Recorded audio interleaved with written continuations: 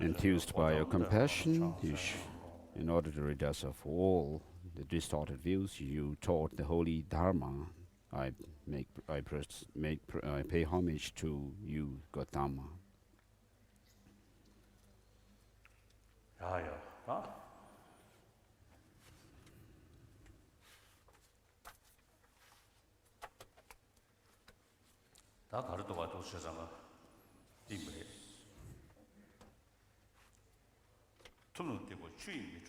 The Buddhas do not wash away the sins of the sentient beings, nor do they take away the suffering of sentient beings, nor do they shift their realizations into the sentient beings, but only by showing the truth they liberate sentient beings. And so the Buddha is someone who is only intent on helping sentient beings. So how it is done is not by washing away the sins of sentient beings within the sins which are within the mind stream of sentient beings, and then also which results in suffering, the negative actions, the contaminant actions. So in other words, the cause, the origin of suffering cannot be washed away, nor the suffering can be taken away by his hands, nor can the Buddhas actually gift us their realizations, as we say, becoming enlightened in one instant. So this may be possible. It's a very rare possibility. For someone who is acquainted with the whole path for many lifetimes, maybe such instant realization of enlightenment may be possible. But the way the Buddha helps us is by showing us the path, what to adopt and what to discard. And then this is what we need to practice and make our transformation within. And so for that we have in the Tibetan translation, we have Kanjur and Tenjur, or for example the Kanjur has over 100 volumes in Tibetan, and then maybe Chinese, and also we have many texts. For example, regarding Avatamsaka Sutra, in Tibetan we have 6 volumes, whereas it seems that in Chinese there are more volumes. And so these actually teach us the paths and what we need to adopt and what we need to discard, the right and wrong practices. And then, whether we call it the essence of the teaching or the concise, written in concise manner, or made explication of the teachings of the Buddha. We have the writings of Master Nagarjuna and his disciples and so forth. And so we have in Tibetan translation Tenjur collection, which comprise over 200 volumes. And so Buddhism is about practicing by ourselves and disciplining our mind. And that is done by seeing reason to do so.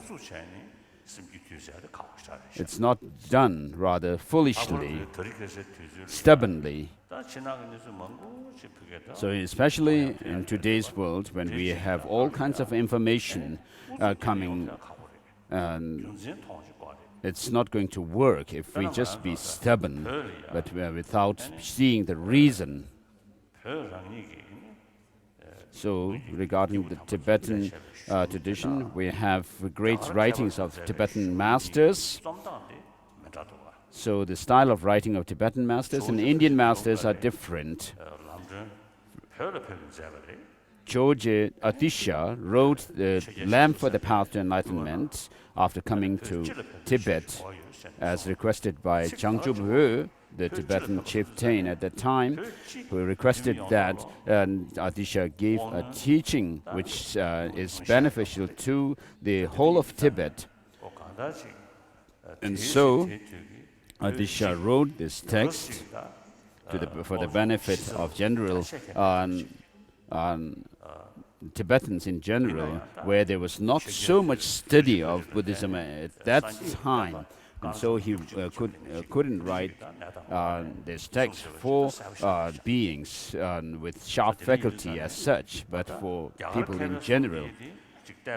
And therefore, it was particularly written for Tibetans in Tibet, whereas the writings of Indian masters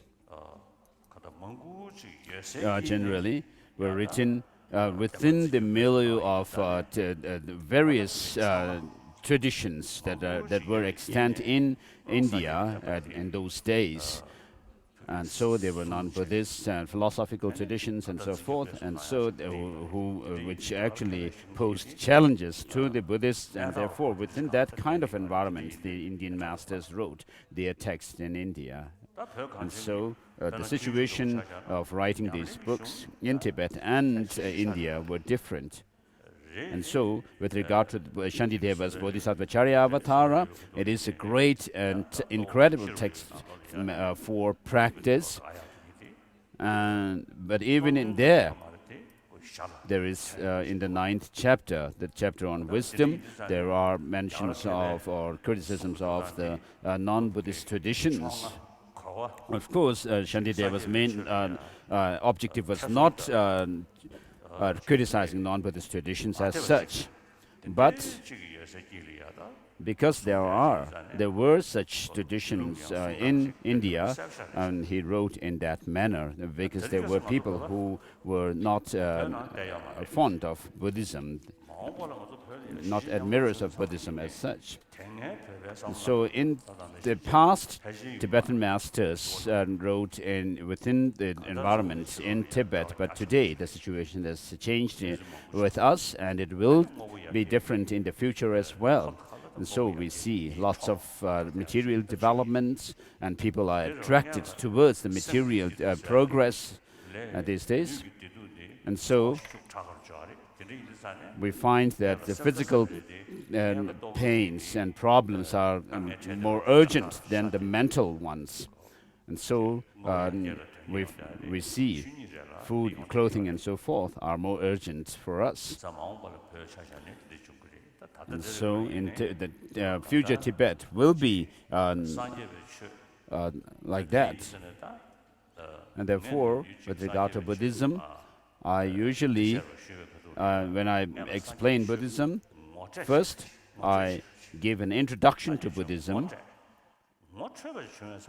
And so once you are introduced, once you become clear, and then I give teachings on the practice, how to go about with the practice of Buddhism. So please keep this in mind and think about it. And so having understood what Buddhism is about, and then when you actually become interested and you actually come to believe in the teachings. So, for example, in the very beginning of the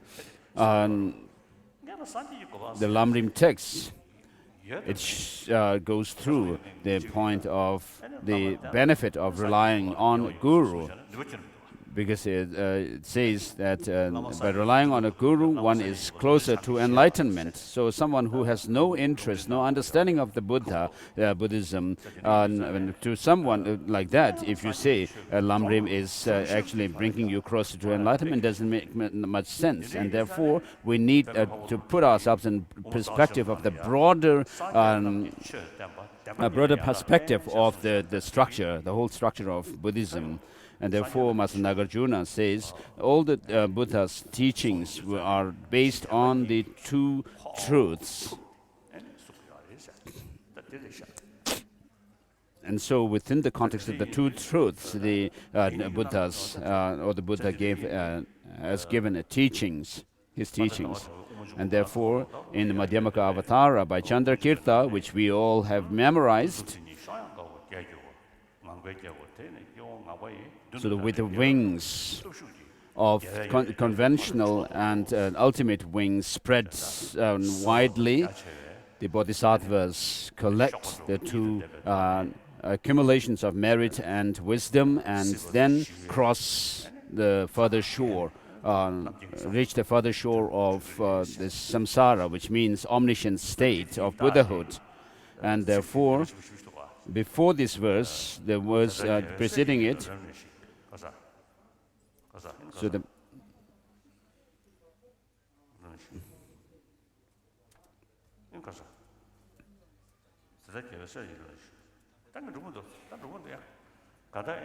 and so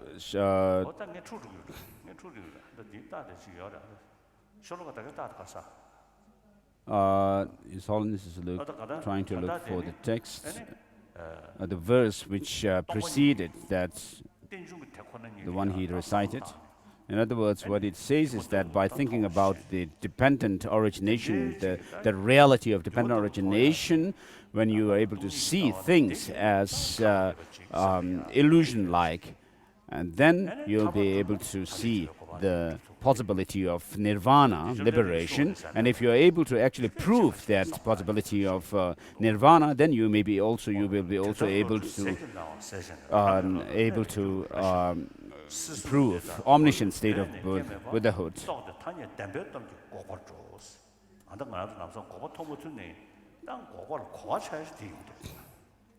And so, even if we are not able to realize the cessation, I mean, we can still understand this.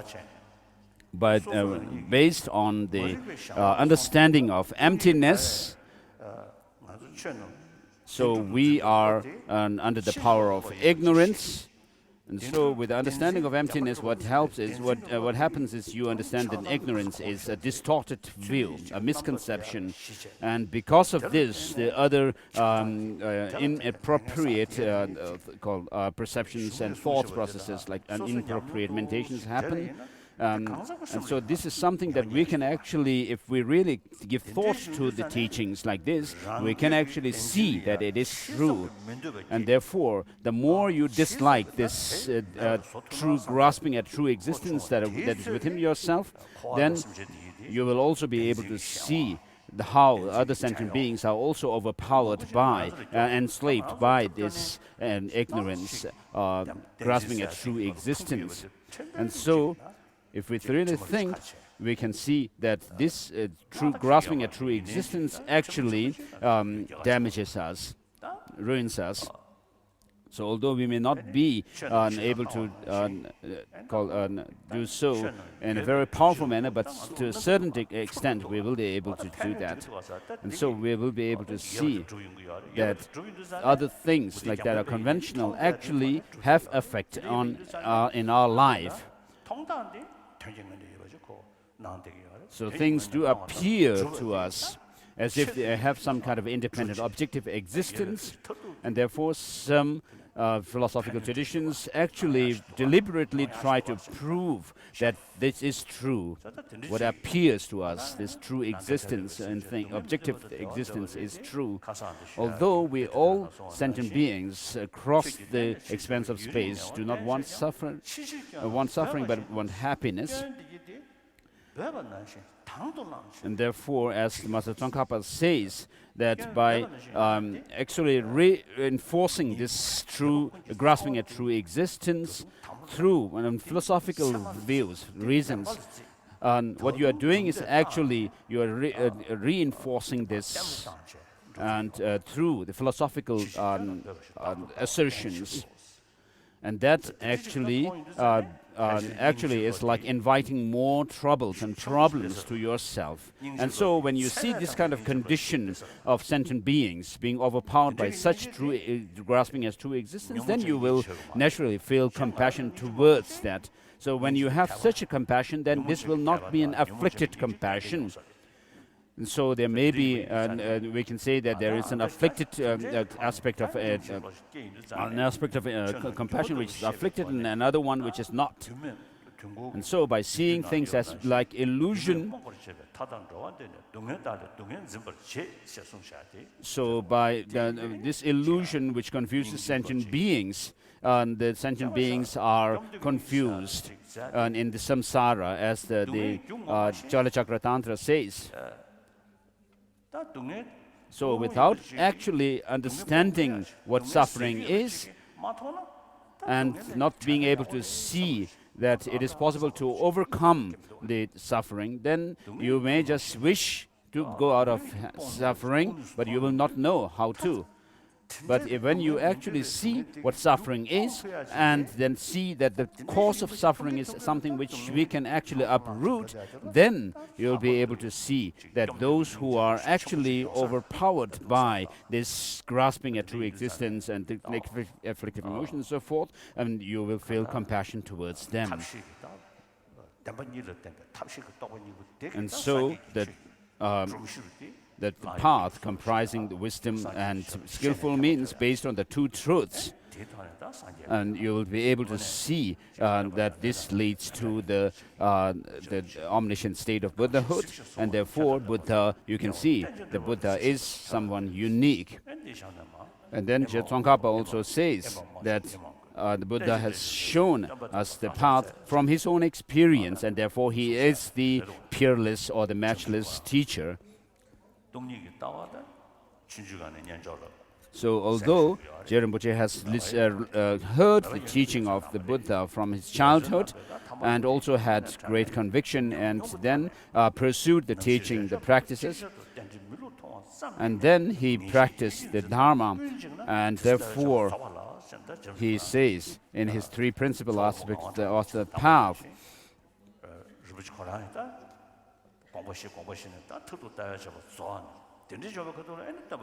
when the two occur not successfully but concomitantly, and mere sight of an infallible dependent rising give rise to an ascertainment that destroys the mode of apprehension of the object, then analysis of the view is complete.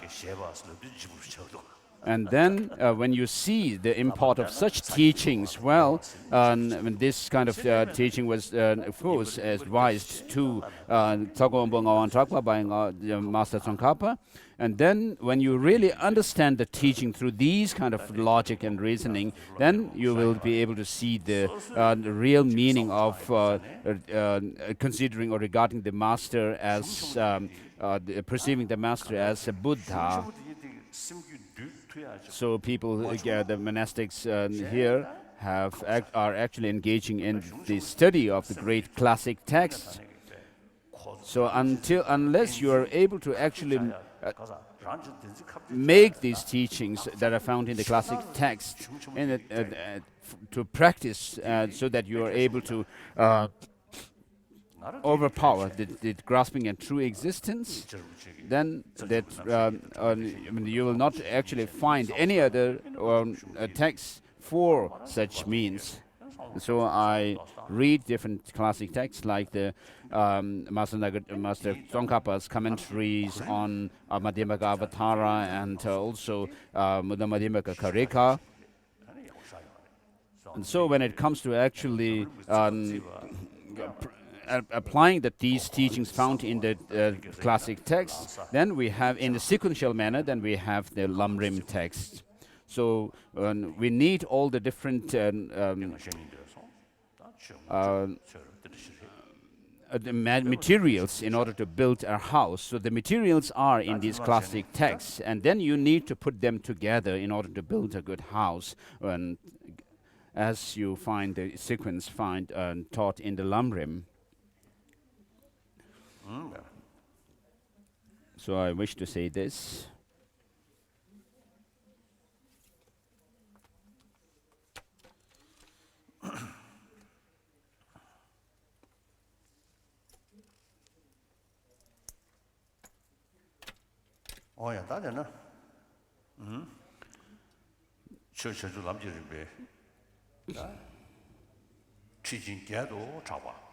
So, from amongst the eight, what are known as the eight great guidance texts of Lamrim, the stage of the path to enlightenment.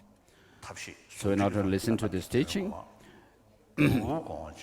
have the motivation of bodhicitta in order to become a Buddha for the benefit of all sentient beings. And you need to couple bodhicitta with the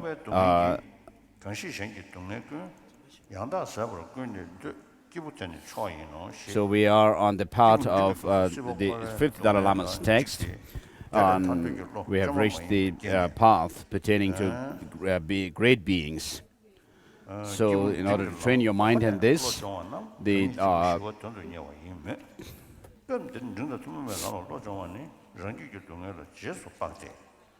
Adisha's verse is quoted.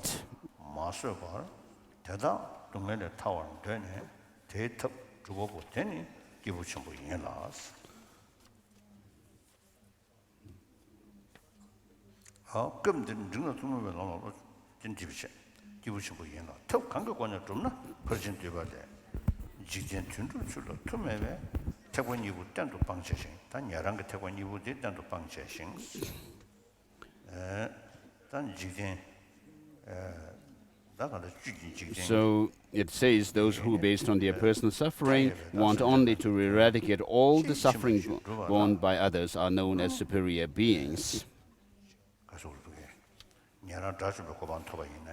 So even if you were to attain the arhatship of the Shravakas and Pratyeka Buddhayanas, you will not be able to fulfill the interests of others completely.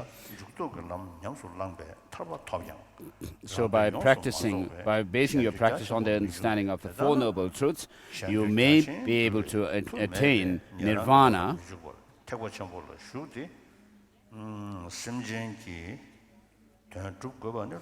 So by therefore by entering into the path of the Mahayana, you need to serve the sentient beings.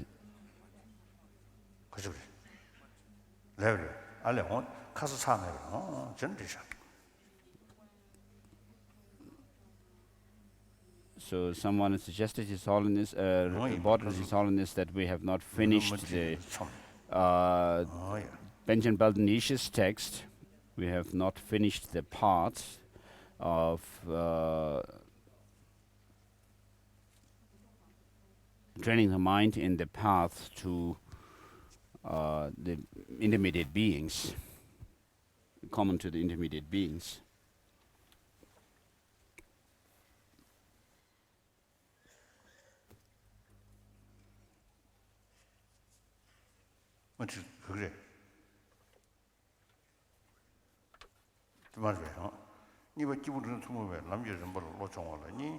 So it has two parts: generating the wish to liberation, and then the establishing the nature of the path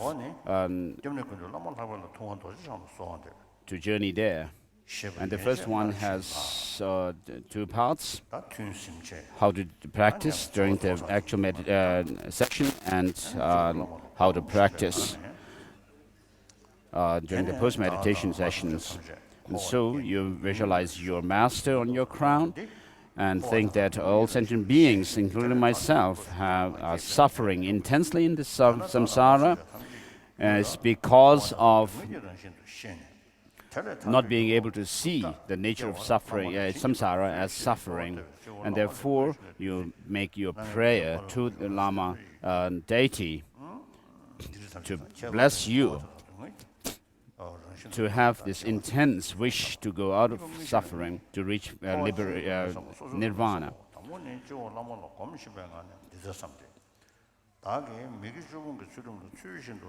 And especially for oneself and others to see that the whole of samsara as nature of suffering. And then in the actual part of meditation, there are two sections, parts to it. Contemplating the samsara, suffering of samsara in general, and contemplating the sufferings, specific sufferings. So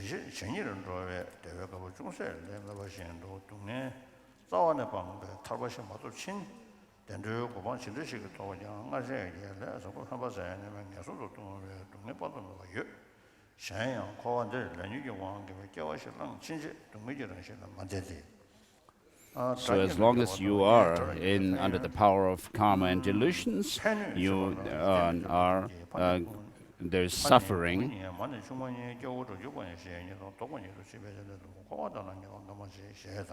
And then, with regard to the different forms of life in samsara, there's no certainty, such as your father in this life may become, after his death, may be born as your child, and then your sworn enemies in the earlier part of your life may be your best friend, and your best friend may turn as your sworn enemies in the later part of your life. And so there's no certainty in samsara, the situations with different beings.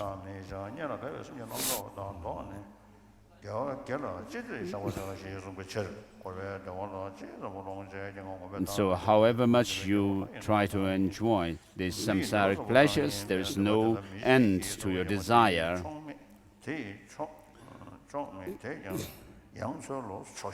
So you will never be contented, and you will want more. You'll search for more pleasure and joy in samsara.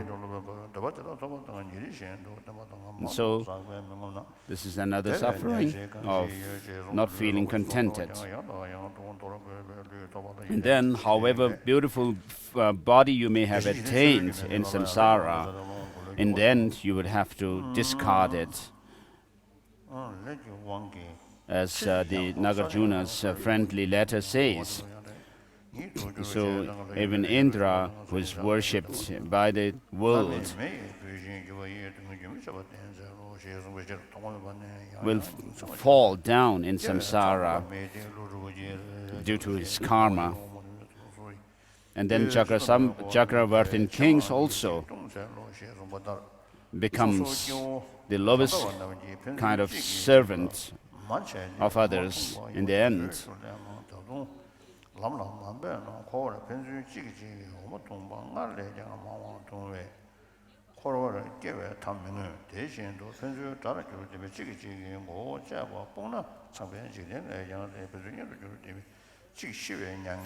so it also says that the ordinary beings have become mother to each other, and during those times the milk that you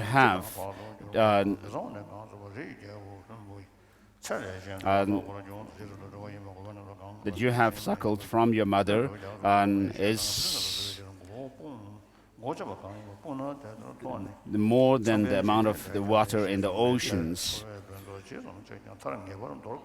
And therefore, since we have gone through all kinds of sufferings in samsara, if you don't put effort, if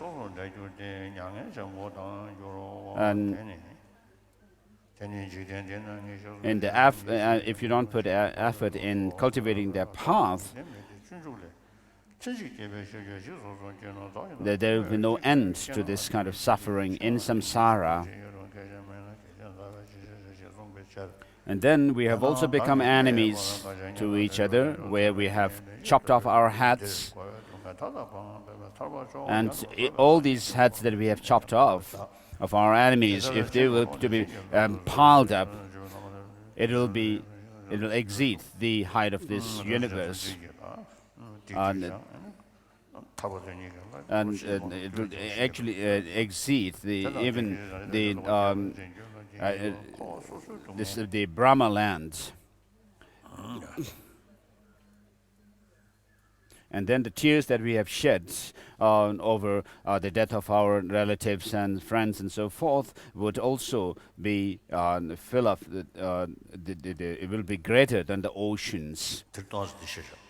So today I feel slightly upset. My system, and I feel a little bit upset.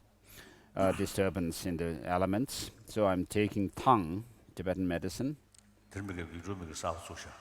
So there is a new video screen. So I'm talking to myself on to this video screen, the television screen. Please take this tongue.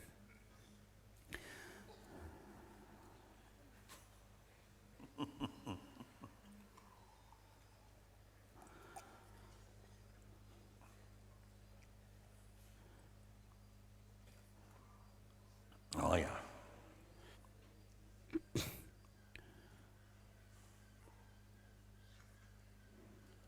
So in the sutra, which says,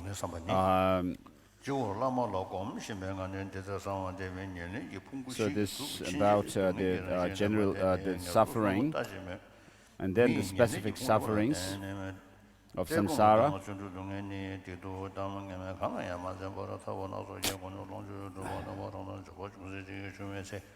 So when you have slight wealth, then people actually come forward as if they are taxing and levying tax on you.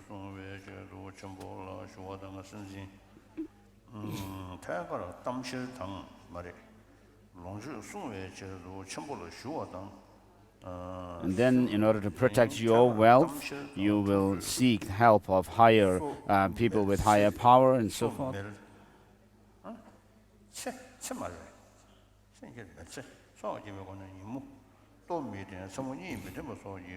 So when you here also you visualize your guru deity on your crown, and then do the meditations. So as long as this kind of body and mind which come through the force of delusions and karma, there is suffering. Nature of suffering is always there.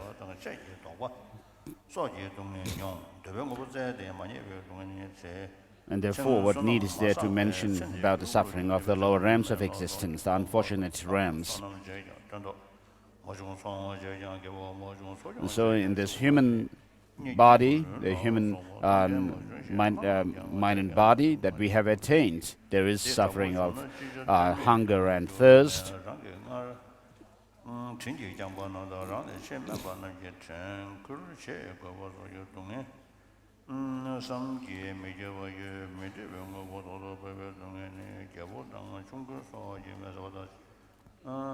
And then disregarding all kinds of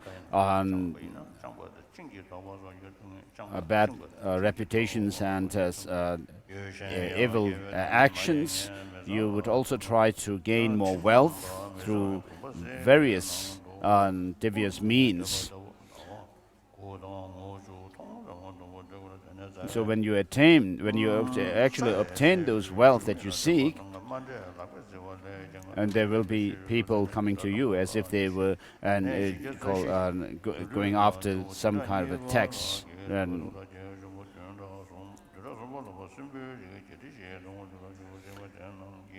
And then there will be people who will steal your wealth, and someone will come to also ask loan from you and so forth.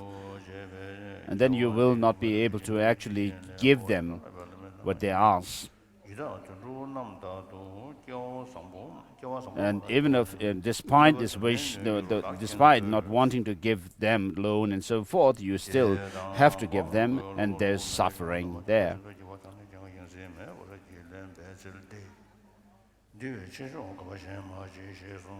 And then there is the suffering of being separated from the near and dear ones.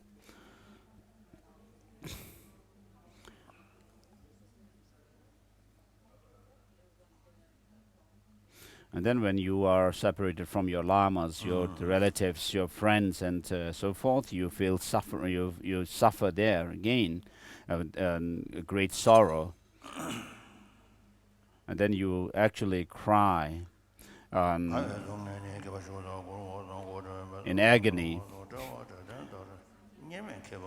And then you actually pull on your hairs. And so there is physical suffering like this. And then you'll meet with adversaries, unwanted adversaries. So as soon as you meet such people, there's darkness all around you, the suffering, as if the darkness enshrouds you.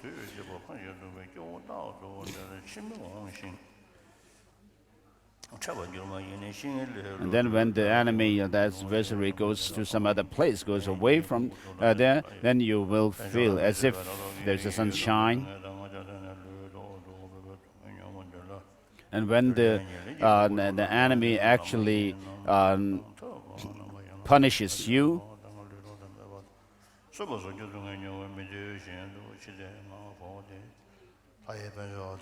so you will also have sufferings of being punished by the adversary, the enemy, or the suspicion that or the fear that this person will punish you. And then not finding what you actually search for. There is also the suffering of that.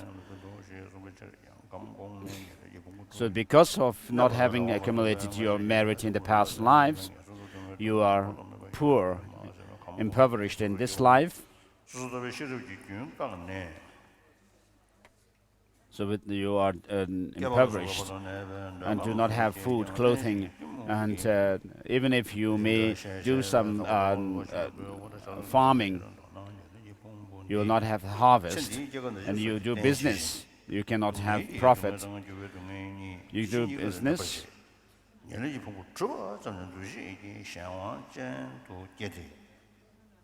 and then you may look after animals, the cattle, and then you will not have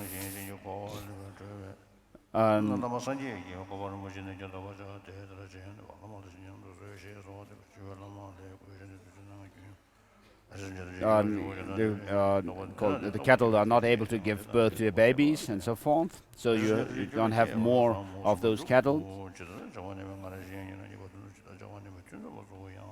And then you will not meet with people who would actually loan you money.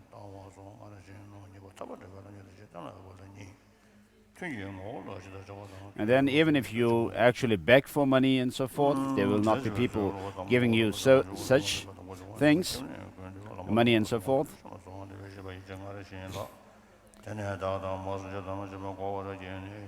So you remain helpless, being able to do really nothing.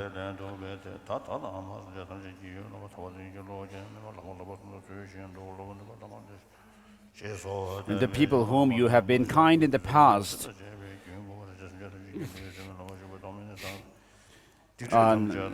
to such people you may also have to become their servants because of your poor situation, the destitution.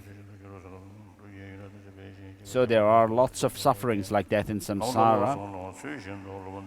And then you'll also have the suffering of meeting with things that you don't desire, such as being punished by the kings and robbed or killed and bound by kings, and also robbed by or killed by robbers and so forth. Also have the fear of being meted out with these punishments and murder and so forth.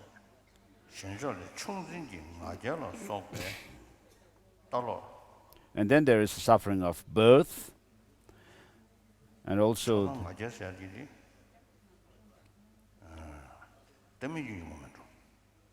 the suffering of death.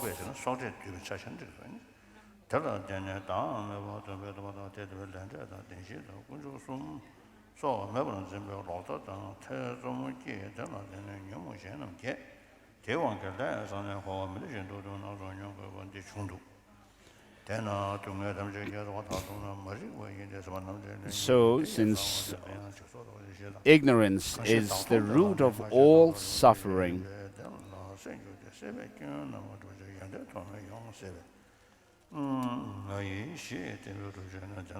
therefore you need to overcome this grasping at true existence of a self and mindness. So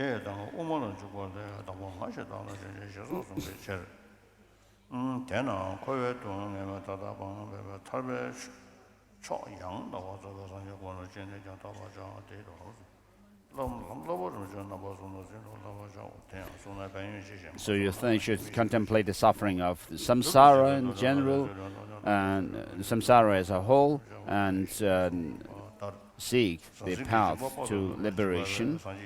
The three trainings must be applied within yourself to overcome the suffering and its causes.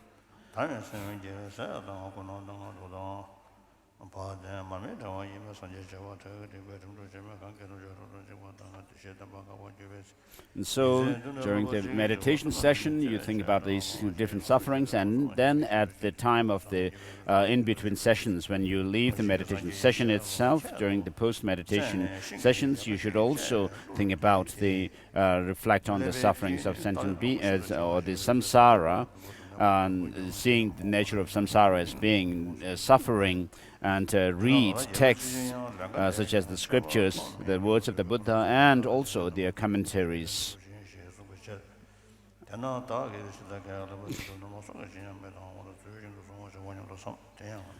And then with regards to the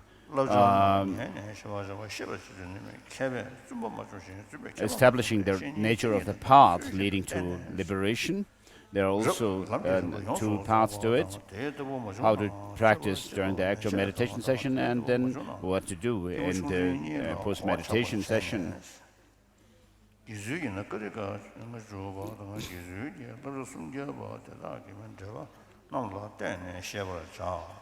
The first has preparation, actual practice, and the conclusion. And with regard to the first one, you go through the prayers,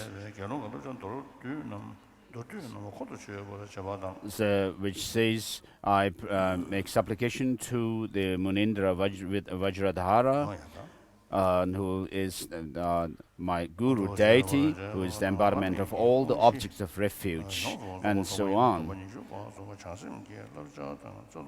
And then you should think that I and all sentient beings have suffered in samsara.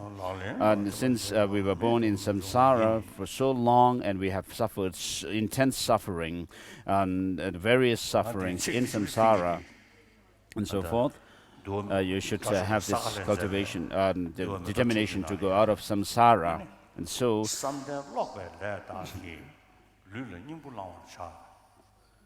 through concentration, practice of concentration, and reading scriptures, one should actually make this life meaningful.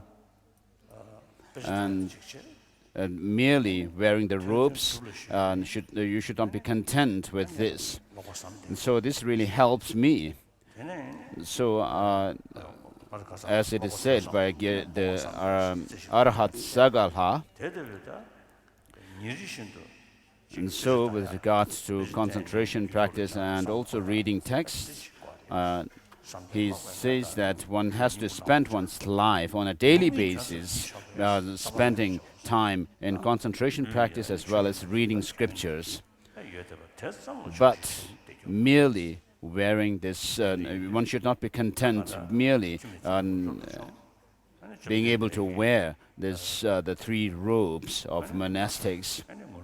So having left householder's life and having become celibate, and you should not just be content with these robes alone, wearing the robes alone, but we should actually engage in the practice and study and practice of the Dharma.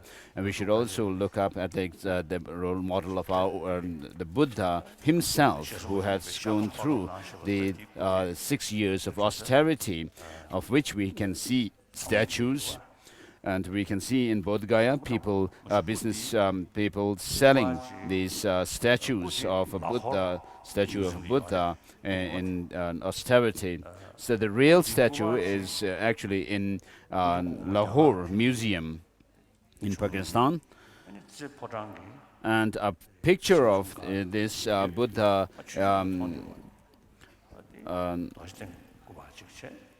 the initiated Buddha was used to be in Potala.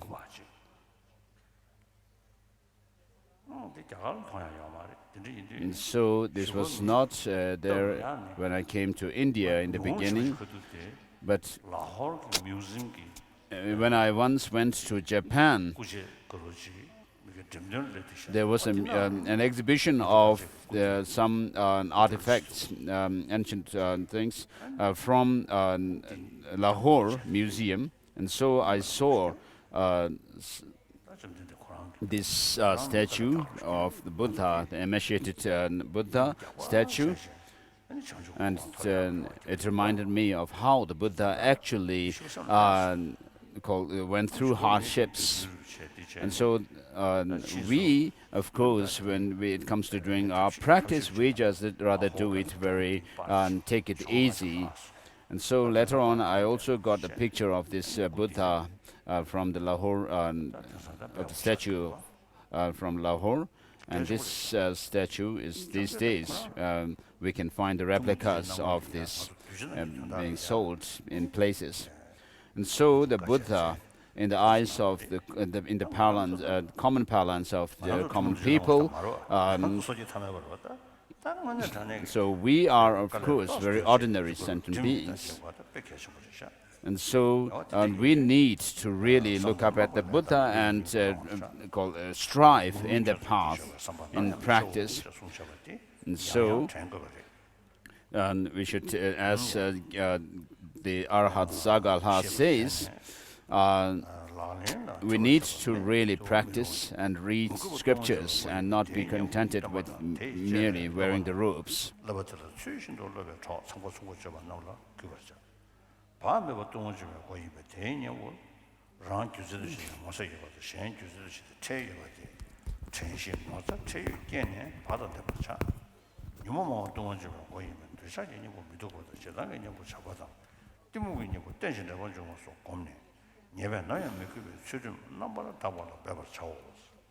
So we are going through the different causes which leads us to create negative actions or go against the vows. And so, of course, there are people who do not follow Buddhism, and then there are some in this world who actually always try to find some fault in the teaching of the Buddha.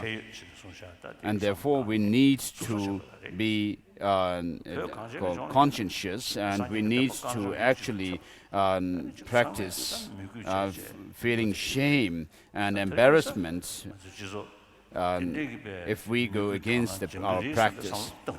And so we should not think that, like in the past, Tibetans usually have this tradition of looking at the monks and nuns and having some kind of a respect, even if they go against the vows. I mean, people say, try to look from the positive angle, but this will not be the case. This is not the case anymore in today's world. People will not say, oh, this may be because of such and such that he's doing, there's nothing wrong there, and so forth. And so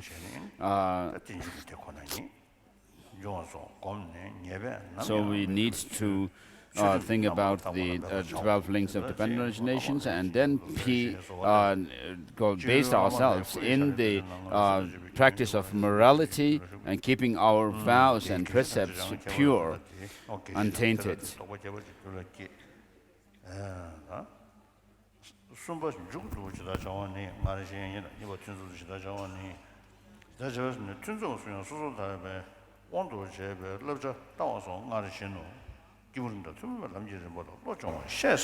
with this, we are done with the practices pertaining, which are shared with the beings of intermediate scope.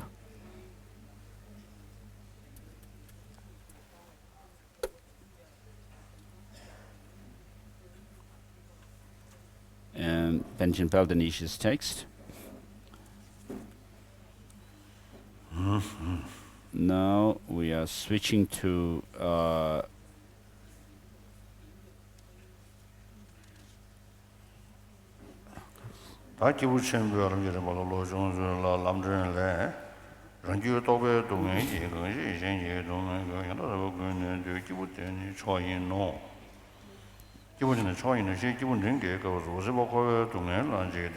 So again, the quotation from the Lamb for the Path of Enlightenment is given, and for pertaining to the beings of great scope. And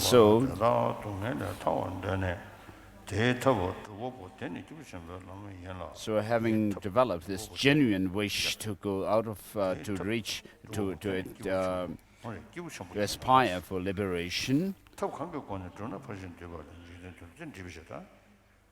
and one may be able to lead oneself onto this peace of nirvana, but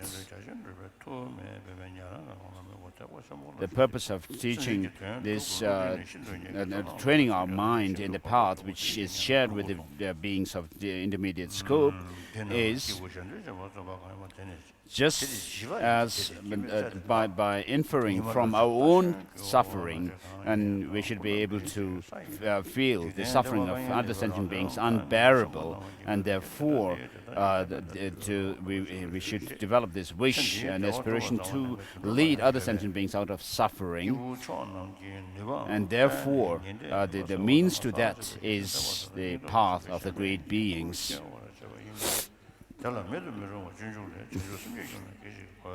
So how do we actually accomplish that goal is mentioned in the concise Prajnaparamita Sutra.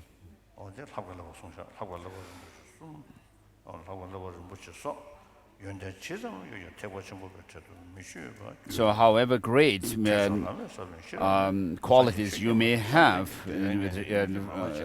regarding morality, concentration, and wisdom, you will not still become Mahayana practitioner. You'll not be one of the Mahayana practitioners yet.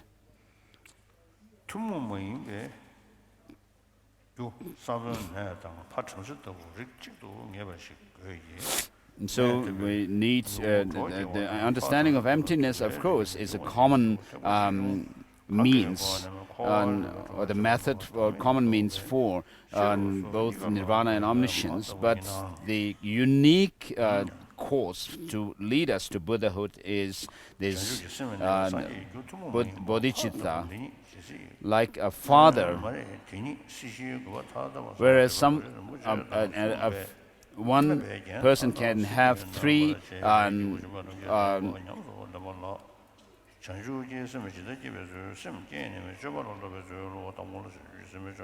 children from three different mothers, but then the main lineage of the father is like that, is the bodhicitta.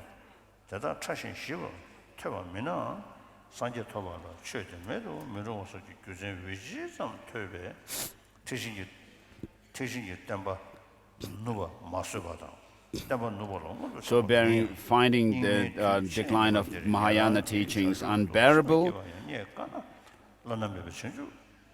and then finding how rare it is to find someone cultivating even the wish to become enlightened, reach nirvana, and how rare it is. How rarer it is that someone actually cultivates bodhicitta.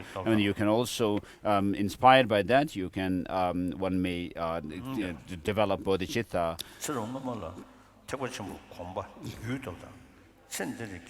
So being acquainted with bodhicitta in the past life And then there are other factors which would also lead you to cultivate bodhicitta. So with regard to cultivation of bodhicitta, there are the two traditions which have come down from the Master Atisha, and also which is the 7-point instruction of cause and effect, and also the practice of exchanging and equaling and exchanging self and others. So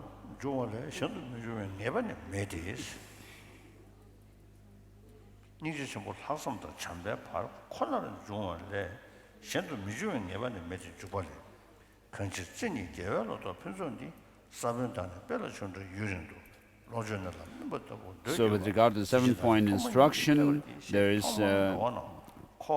it says that the great compassion is not necessarily the great compassion comes not necessarily between loving kindness and the extraordinary resolve.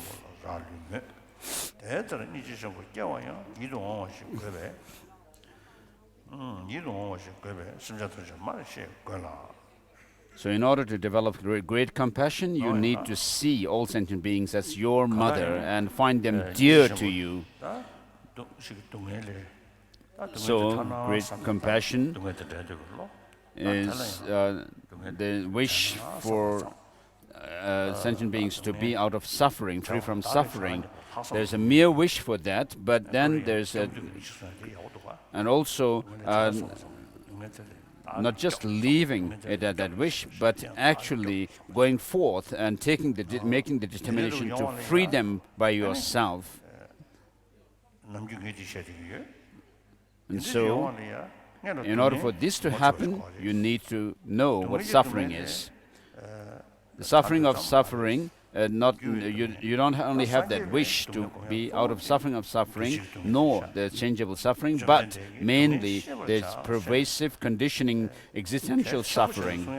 And so the Buddha, giving so much emphasis on teaching about suffering, of this kind of suffering, as Panchen Lobsang Chogyin says, this changeable suffering is something even the non-Buddhists are able to become aware of, being unwanted. And therefore they are not wanting this changeable suffering. They try and pursue the paths, the means leading themselves to the higher realms of existence. And therefore one needs to understand what suffering is, and mainly the pervasive conditioning existential suffering. And that leads one to have this great compassion. So for that compassion, of course, you need to have the seeing sentient beings as being dear to you.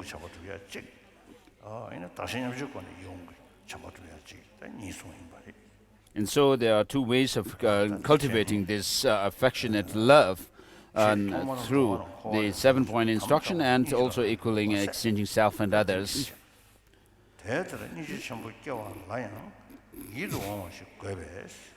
And so in order to have great compassion, you need to see all sentient beings as attractive to you, dear to you.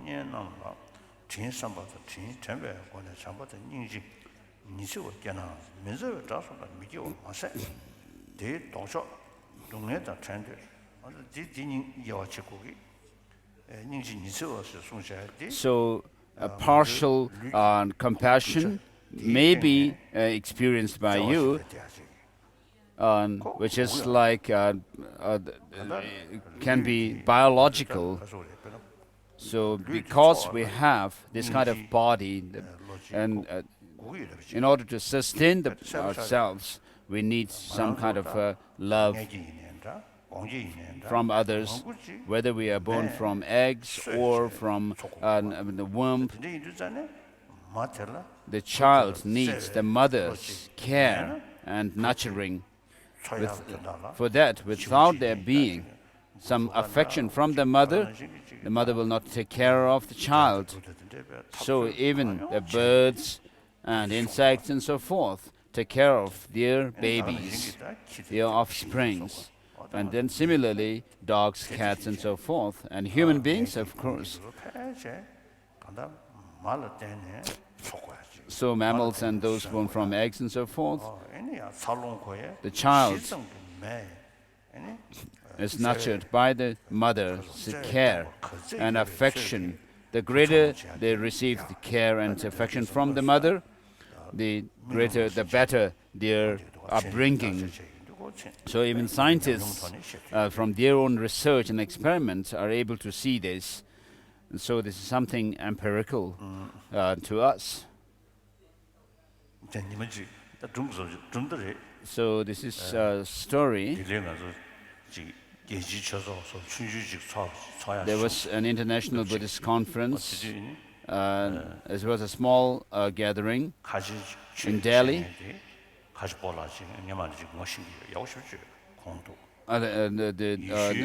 was an interfaith dialogue. There was a Muslim, and then the Po Tutu was there from the Christian side, and then from the Hindu tradition there was Dr. Karan Singh.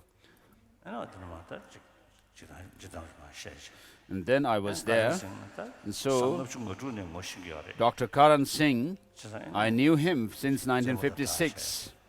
So I jokingly said that Karan Singh was born a prince, and he was taken care of by under very excellent conditions. He was brought up. And regarding me, I said I was born a peasant in Amdo, in a very remote place in Amdo in Tibet. And so I was brought up in such a family. But I said, regarding affection, receiving affection from mother, maybe I may have received more than, and you, as a prince, you may not have been breastfed by your mother, but maybe there were ayahs who took care of you and fed you with milk. So perhaps I told him that I have been breastfed with affectionately more by my mother than you by your mother. And so this doesn't, the affection from a mother to the child doesn't come from some religious belief or some kind of a law, but because of the necessity of this body.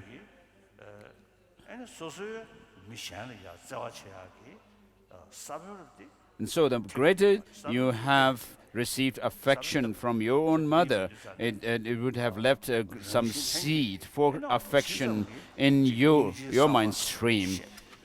And therefore, you are more apt to show compassion towards others. And then today, even the scientists say that the more compassionate and affectionate you are towards others, the better your health will be. Which this is actually something they say from their own experiments and research. So you live under by nurtured by others' affection. And when you are also able to live an affectionate, compassionate life, then you physically you'll be healthier. If you are angry and anxious all the time,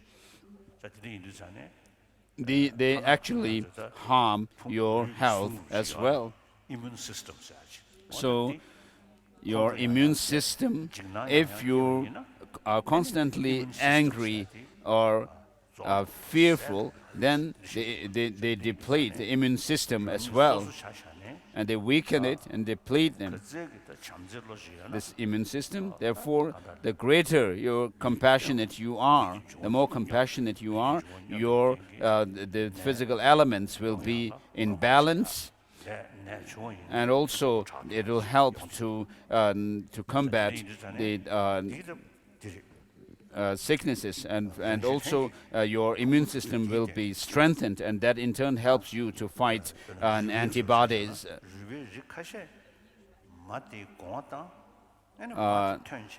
the virus and so forth. So in certain cases, for example, the turtles, the mother comes to the shore of the ocean and gives, lays the eggs and then goes away. So there's no opportunity for the child, the baby turtle, to meet with the mother again, and therefore it doesn't need to depend on the mother's affection. And therefore, in such cases, even if you were to bring the mother who laid the egg and the child turtle together, maybe they will not know how to show affection to each other. So I've told people to actually do this experiment, where the child is not dependent for its upbringing on the mother. I have told people that if you bring this turtle mother turtle with the child turtle, they will not be able to exchange affection and love towards each other, and therefore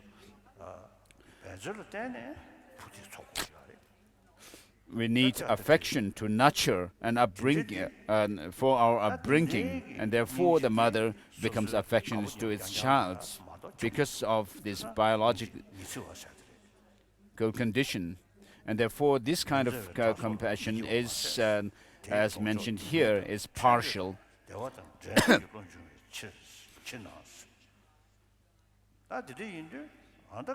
So this doesn't arise in relation to someone whom you call an enemy. And not only that, you actually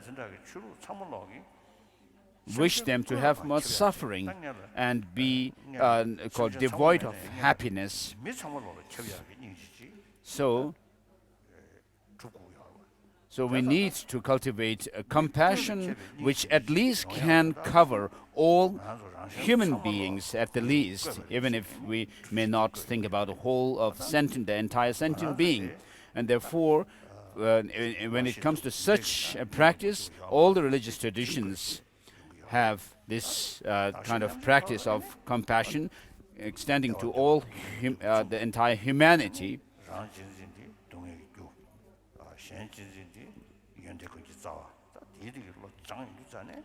And so, seeing that cherishing oneself is the cause of all suffering and cherishing others is the source of all happiness, we try to develop this kind of compassion towards others. So by seeing the pros and cons of cherishing self and cherishing others, we should develop this unbiased, impartial compassion and love or affection towards all sentient beings. And when you are able to develop this, then this can extend to all sentient beings. First to all sentient beings, and then extending further, you will be able to have this kind of compassion towards all sentient beings. So this kind of compassion should come to us through by using our intelligence, wisdom, and this is not partial kind of compassion. So whether you go about with this kind of cultivation of compassion and so forth through the 7-point instruction or this equaling exchange of self and others, you need to base on this equanimity.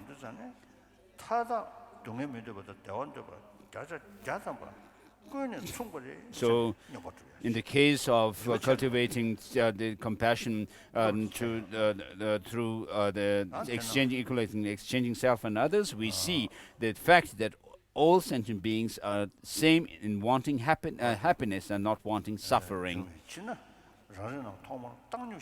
Whereas in the case of the 7-point practice, we develop this equanimity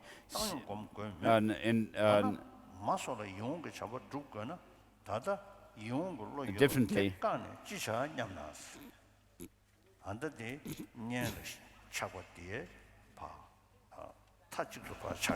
I'm switching. 자라 타치가 다운 뒤에 바까 녀버려야지. 근데 인들 다들 다다 이용 걸로 여버테 강에 지셔냥 나왔어. 다들 두지직 샤야래. 나란저 처리에 잠지셔야 돼. So the partial loving kindness that we have in of us is very much related to or is diluted by the attachment towards our love and the dear ones.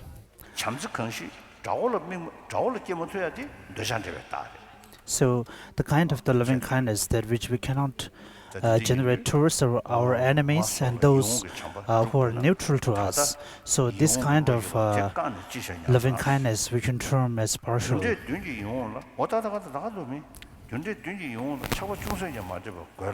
So the loving kindness that we speak about in the 7-point cause and effect is something which should not be diluted, or that should not arise from desire and attachment to one's loved ones and the near ones.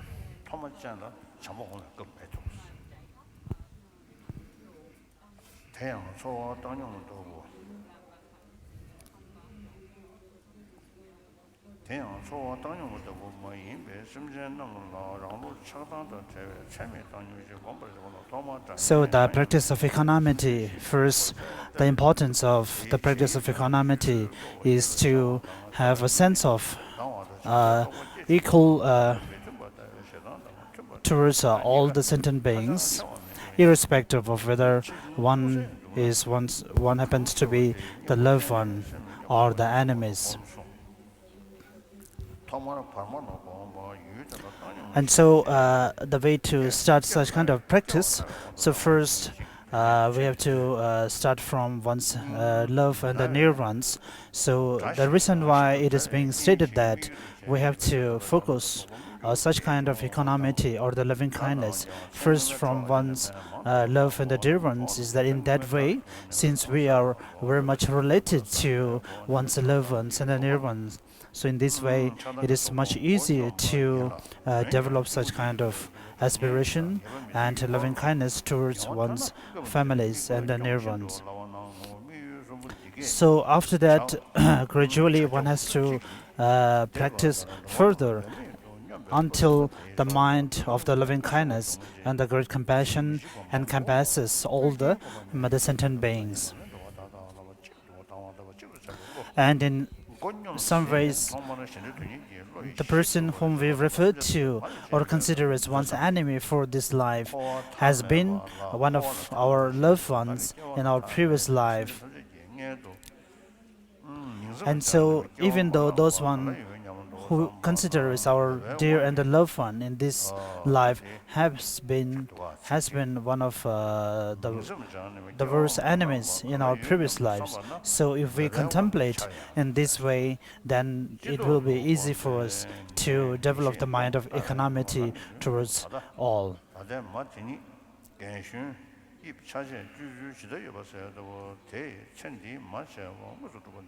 So having a mind of equanimity towards all, then gradually we have to remember the kindness that those mother sentient beings have done to us. And so in that way we should develop a mind that wishes to help or benefit all the mother sentient beings. And since there is no end, and since the samsaric world is beginningless, and also in terms of one's own life, there is not such a point that we can point as the starting where we first came into this samsaric worlds. So therefore, from the day or from the moment that we are here in the samsaric world, so we have been always nurtured by the love and kindness of one's mother.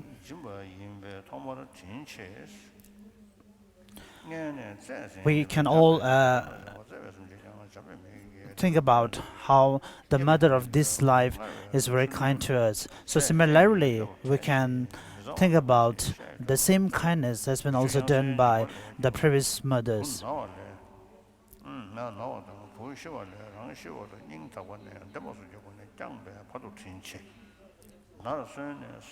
So, sorry. So as a child, our mother has taken a great care of us, from even the small and the tiny things to make sure that there is no harm being done to us. And as we grow up, and also if we think about the time that we stay in the mother's womb for over 10 months, and the mother, even while you're in her womb, she took a great care of what she eats and drink. So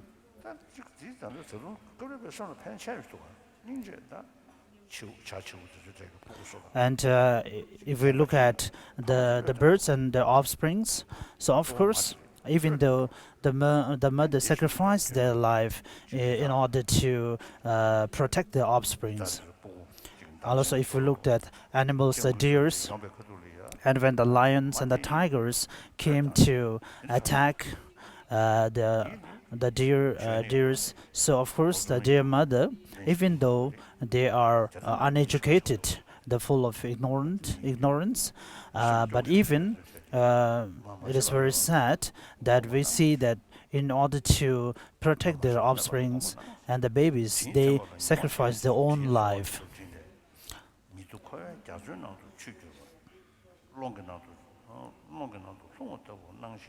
And in this way, we can think about the kindness that all the mother sentient beings has done for us. And once, I think it was in early 1960s or 1959. I think it was in 1960 in Dharamsala.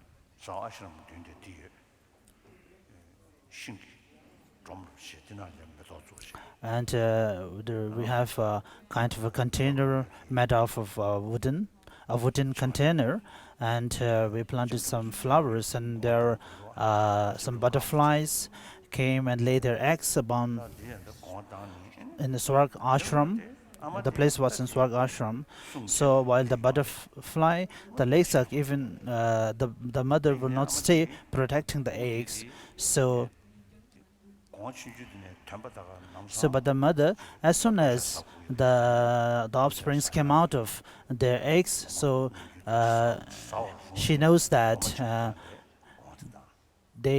she lays her egg on a certain flower or a leaf where once they're out of the egg, they can depend on, or they can get their food from the flower. So she also lay the eggs in a circle together. So when the offsprings come out of the eggs, so maybe there is a little difference who comes first or the later in terms of a few minutes, but they all evolve from the egg almost at the same time. And if I touch a little bit with my finger to one of those offsprings, and they all together rise in order to protect themselves. So of course, so these are the mother sentient beings, of course, whom we should be compassionate towards. So even these small insects, so they, in order to protect themselves, even just for their survival, since they need to stay together, so they always protect themselves staying together. And also when I investigate and examine about the small insects, like the bees, so when I try to touch them, of course, they fly away. in order to protect them. So these are really very sad. And even though they have no understanding about no understanding about the importance of the life, or no understanding as we humans, but in order to preserve their living and preserve their life, they form a circle of their own company.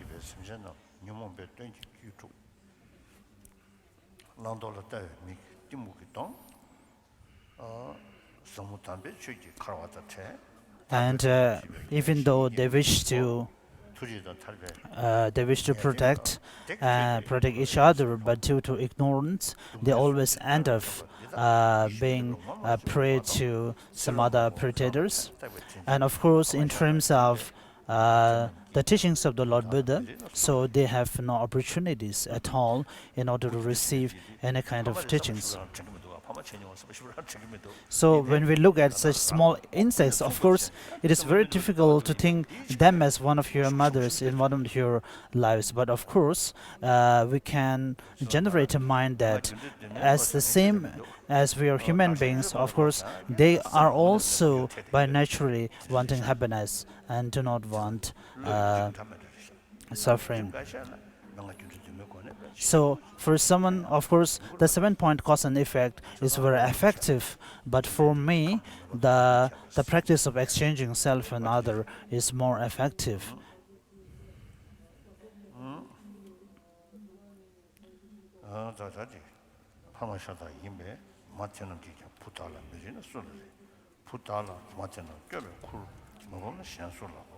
So looking at all these mother sentient beings, so we have to think that now I am their son, and so I have the responsibility to help them, to liberate them from the sufferings.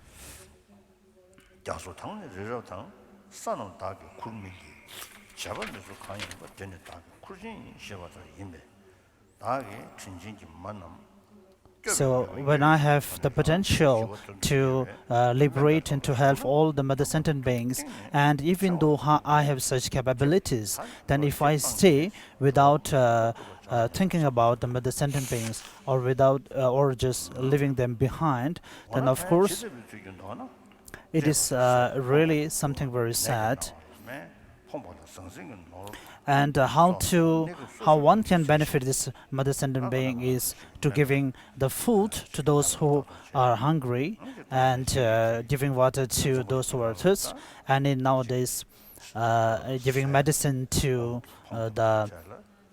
those native ones, and of course giving foods and everyone to the all part of the world who are in need. And I just heard this morning from BBC in Somalia and Africa, due to their civil conflicts, of course some parents ran away and some were killed, though the deserted children who were left without their parents or whose parents has been killed, so there are even hundreds and thousands of such children. So those children are really an object of our love and compassion. So those who help others through the means of providing food and clothes to wear is really helping a kind of really a practice which is really effective. So, but being a practitioner of Buddhist or any kind of other traditions, so it is not much effective to just clear or just help with the immediate or the temporary sufferings. So being a practitioners of Lord Buddha,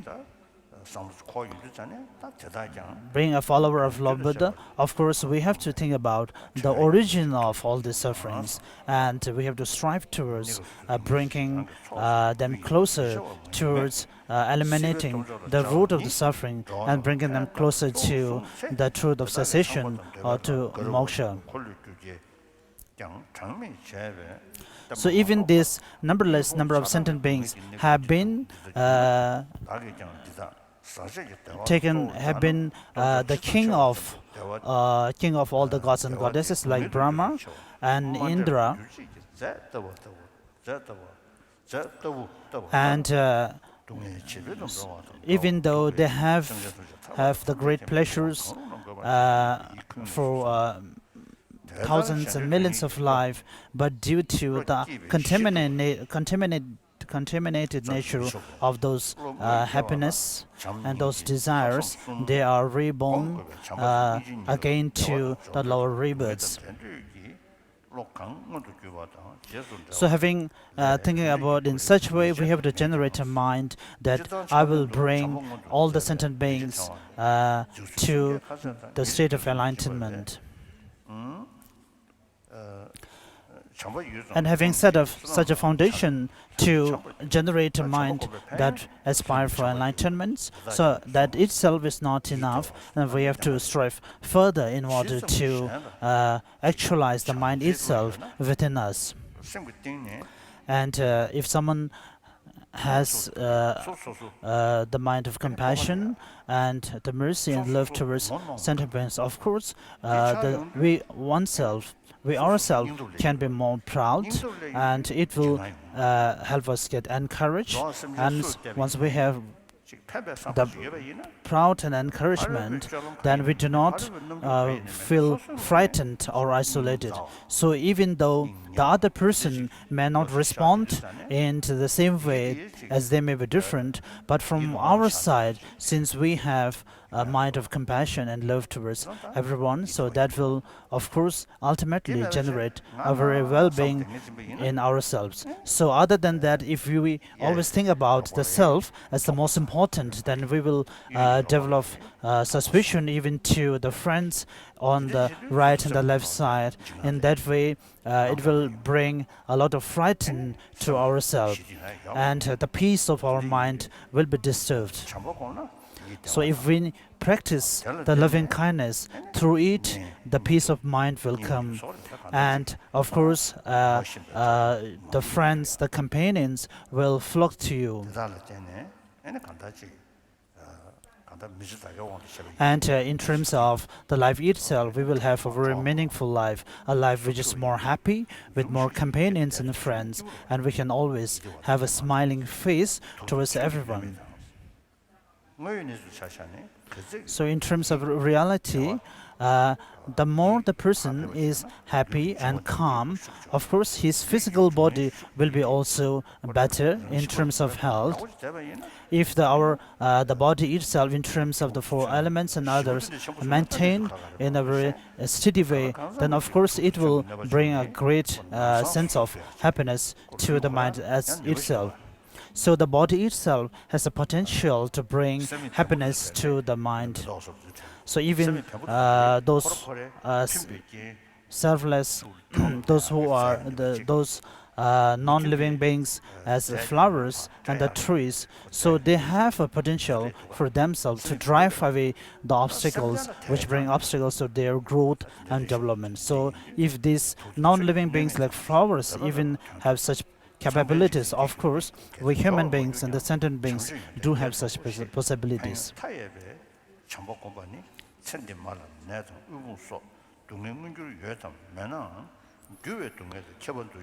So thinking in such way, even though the mother of this life may not have very severe suffering, like the suffering of suffering or the suffering subject to change, but of course our mothers will be under the pervasive conditioning sufferings. So in this way, we have to aspire in order to liberate them from the third form of suffering, which is the pervasive conditioning suffering.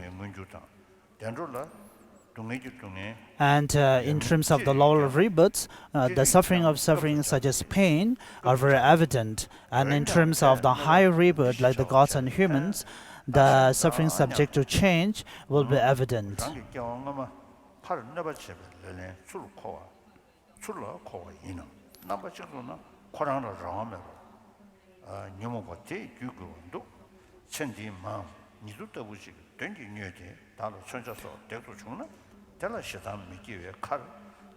And whatever the sentient beings whom we regard or consider as one's mother, even though they may indulge in negativities and they may bring harm to us, but we have to think in such a way that it may be due to my own past negative karmas by which I'm experiencing this. Or maybe in other way we can contemplate in such a way that the mother, the sentient being whom we can consider as one's mother, who even though she brings harm to you, but we can think that it is due to her own afflicted emotions, and she is under the influence of her own afflicted anger and desire by which she is harming you. So thinking in this way, one should continuously contemplate and strive towards generating the mind of being all the sentient being as one's mother.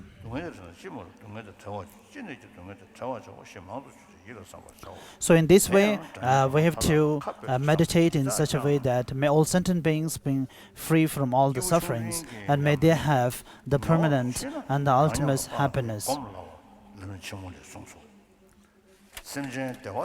And the part which is common to the smaller person and the middling person is something that we can practice in terms of one's own experience.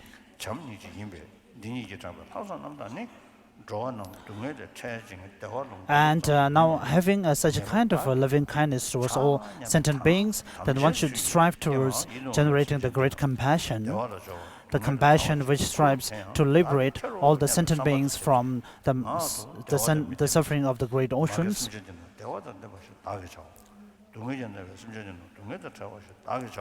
And one should have the very strong determination that may I be the cause to liberate all the sentient beings from all the sufferings, and may I be the cause that brings happiness to all the sentient beings. So we have to think in such way for many times.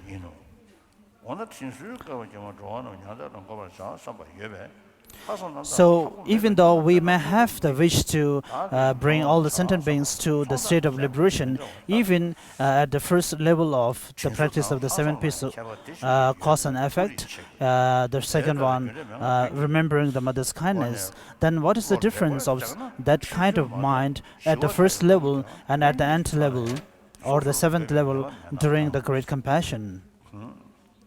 So at the initial level, we may not have that great courage or the determination that we oneself will be the cause to liberate all sentient beings. So as for one's practice, of course we have to practice combinedly the 7-point cause and effect and the practice of exchanging self and other. So having generated the great compassion, so which completes the 7-point cause and effect, so how should one work towards the practice of exchanging self and others?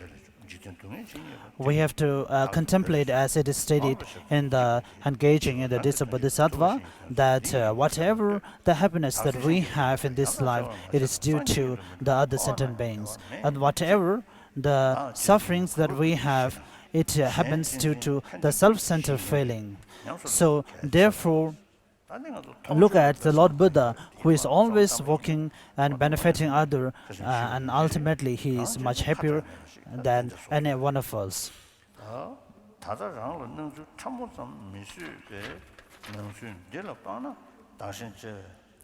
So thinking about the present situation of ourselves, it will be very difficult. We may feel or think that it is very difficult to the practice of contemplating this exchanging of self with others. But it is said that once you are trained, once you are accustomed to such practice, then of course it will be easier as the time and the days goes on.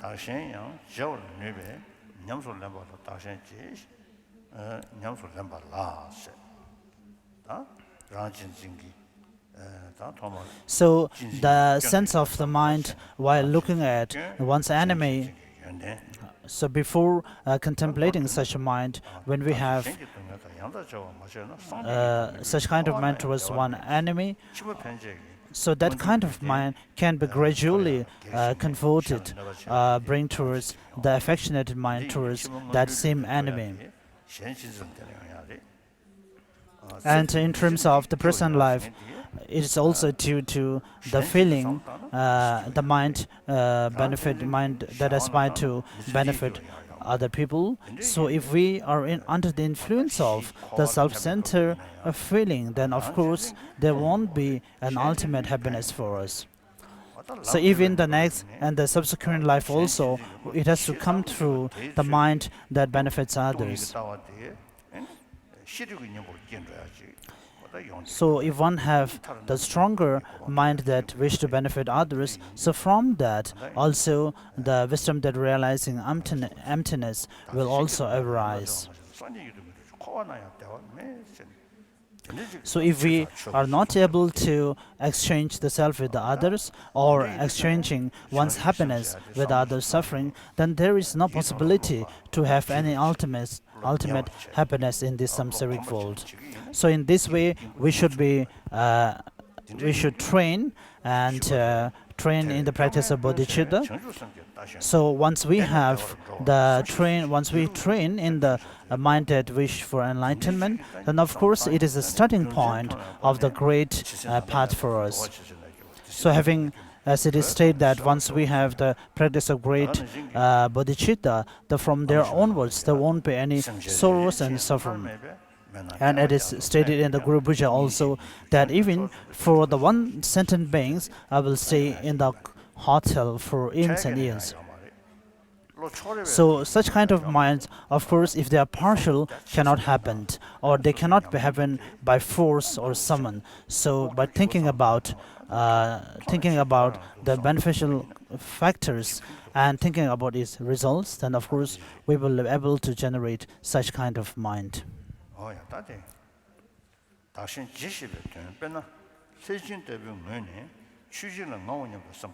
So when we speak about the exchanging self-weather, it doesn't mean the exchanging the person. For example, the Devadatta and the person who has the name of Devadatta, and when we speak about exchanging self, it doesn't mean that he's exchanging his name Devadatta with someone else. The point here is to the same amount of the caring that we have for ourselves, then we are able to exchange the same level and same intensity towards other people.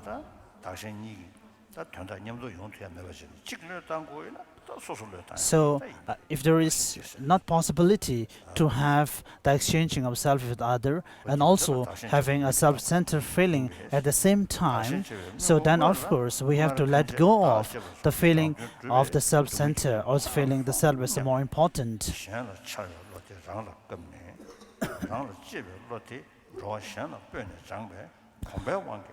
So if we are able to train in this way, then gradually, by getting accustomed to it,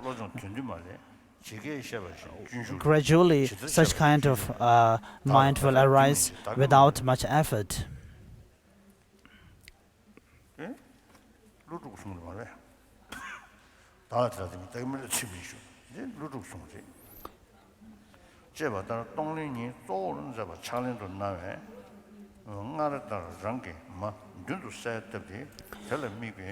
So also one of the ways to practice the self of exchanging self with other, so the other way to practice is what we call the giving and taking, the Tonglen practice. And this is the so may all my virtues be ripened in order to benefit others. So this is the verse from the Precious Garland by Nagarjuna.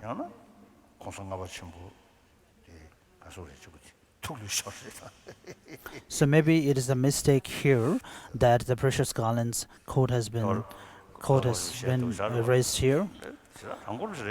So the fifth Dalai Lama is actually very honest, and we can see in his life story.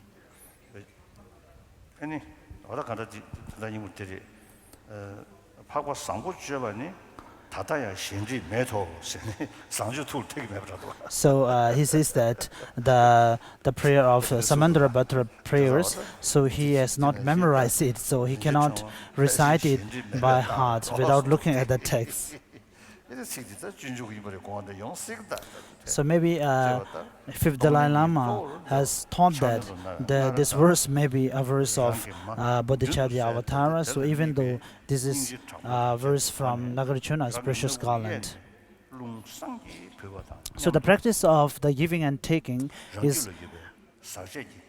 based on, at the initial stage, we can base it on the breathing in and out. From taking breath from the one's right nostrils, thinking about taking all the sufferings of the mother sentient beings, then letting go the breath from the nose, from the left nostrils, thinking about giving away one's prosperity and benefits to all the sentient beings. Or else, we can also think from the second nostrils that when the breath goes out, all the sufferings that is within the mother sentient beings are clear and eliminated.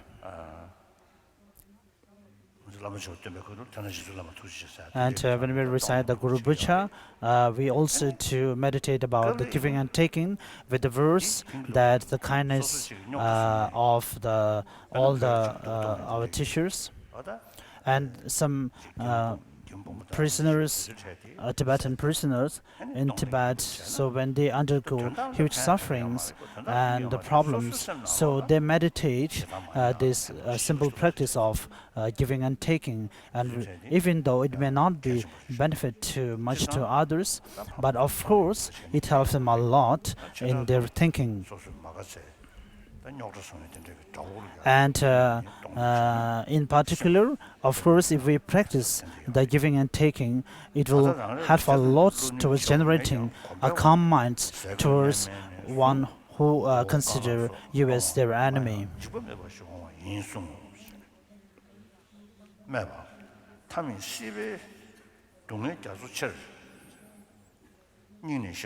So is the intermediary verse here?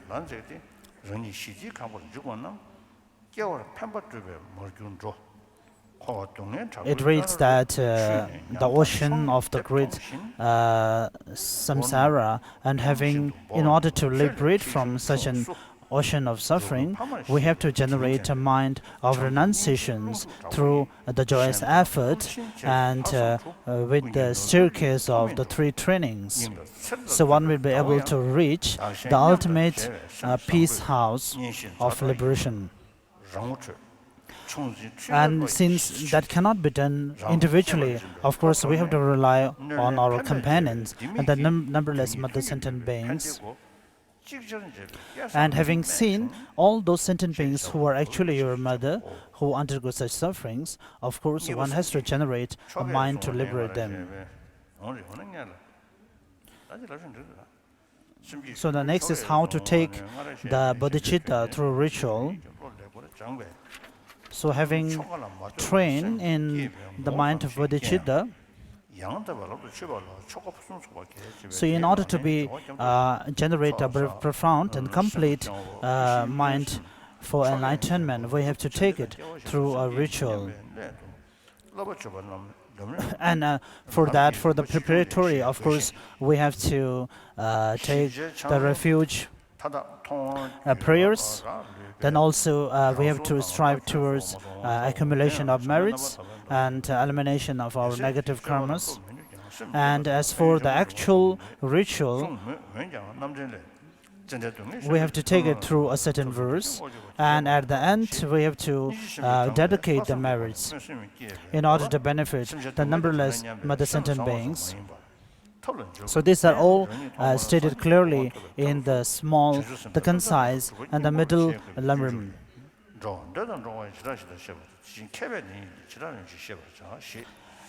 And the bodhicitta itself can be categorized into two, the aspirational bodhicitta and the engaging bodhicitta, depending upon the compounding factors that comes with the mind that wish for enlightenment. And the difference is, as it is stated in the engaging in the days of Bodhisattva, that there is a difference between one aspiring to go and one that actually goes. So the aspirational bodhicitta is the one which aspire happiness and enlightenment for the sake of all the sentient beings.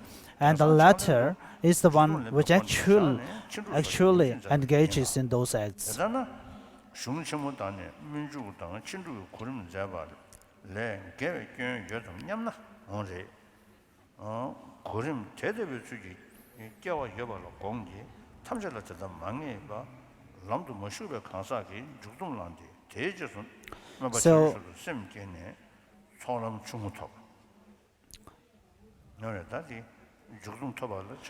So in order to take the vows of Bodhisattva vow, so there are two assertions, and some says that, of course, we have to take the Bodhisattva vow first before one enters the path of accumulation.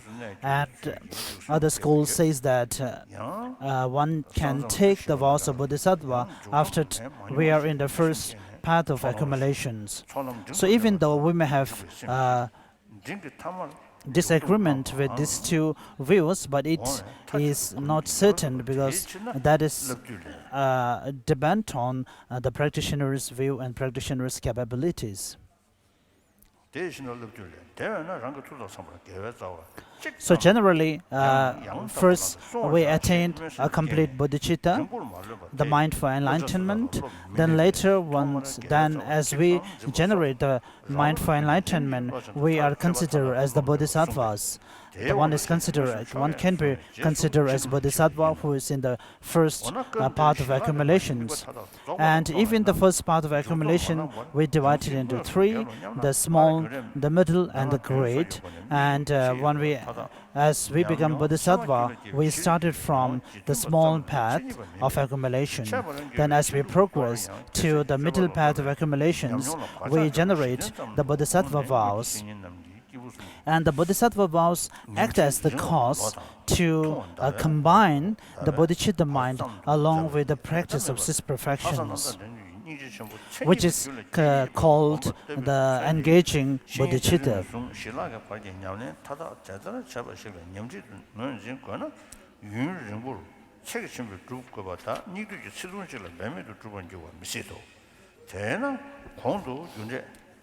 내가 등기 다 셈 개발했다. 장면순 고소배 전주도 토마를 셈 개발을 제대로 그것이甚至 1200원도 전에 남기 고림다 팀에서 못 잡아 취지 미국 등甚至 속에서 네 런이장 장소 초나버 캐 랑신 람나 델레 신도 몸바 매배 거 자세. So we consider that once we have the bodhisattva vows, and if we consider all those beings with the bodhisattva vows as being in the actual path of the Mahayana, then of course we are wrong. So the bodhisattva vows can be taken even by those who are not yet on the path to enlightenment. So in these sections, it explains about the difference between the two bodhicittas, the aspirational and engaging bodhicittas, and also the factors which need to be combined with the practice of the six perfections and the bodhisattva vows. So the intermediate verse now.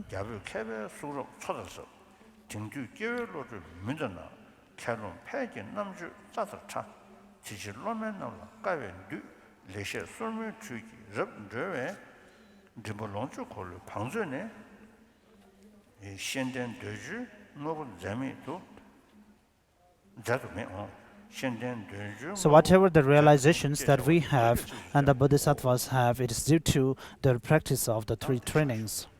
So having the practice of the great three trainings, then one will be considered, and one has the potential to be on the path to enlightenment, the first path of accumulation.